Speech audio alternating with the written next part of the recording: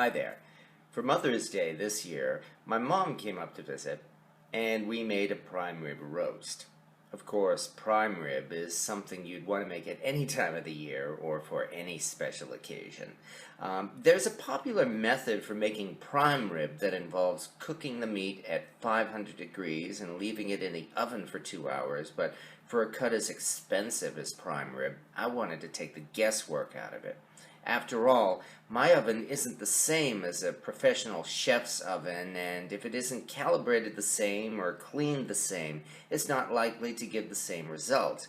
And when it comes to roasting meats, I become a convert to cooking by temperature rather than by time. So instead, we used a probe thermometer and tried the reverse sear method. And here's what happened. Actually, before Mom came to visit, it was necessary to marinate the roast by coating it with a generous amount of kosher salt. Then, we let it rest and come to room temperature.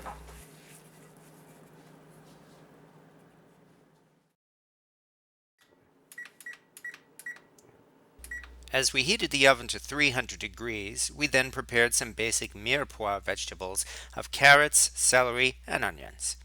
Next, we prepared an herb butter of softened butter and spices.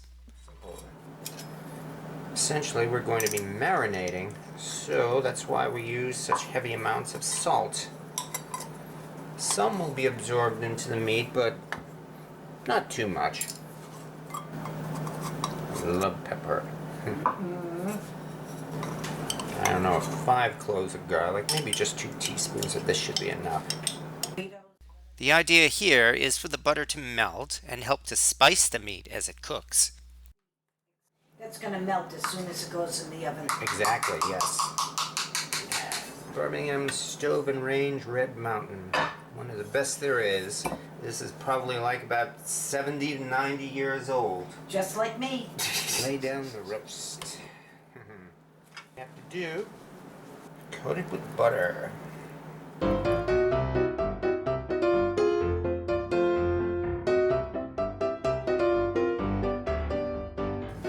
Here, just surround it, not cover it, with the vegetables.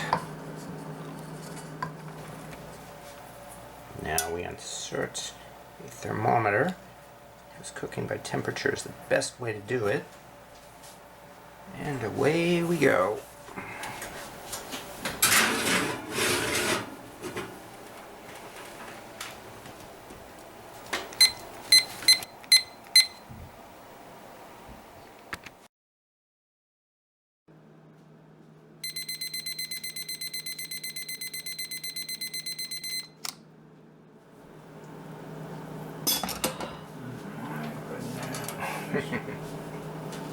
Happy Mother's Day. Oh, yes.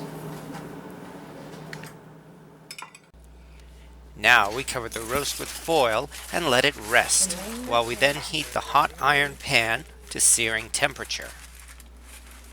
The vegetables are thoroughly cooked, and the juices can be reserved for cooking another dish. And finally, we sear the outside of the roast in a hot cast iron pan.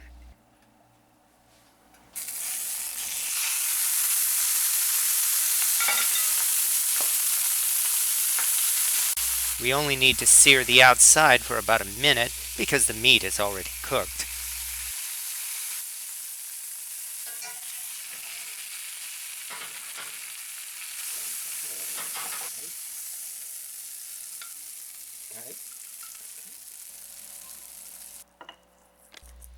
And now, ready for carving, here is our prime rib roast.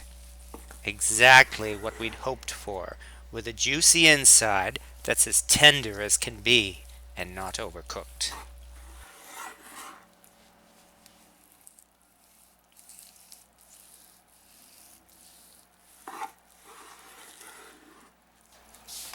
And happy Mother's Day. Wow, that looks awesome. That is perfect. Absolutely perfect. Ooh, hoo, hoo, hoo.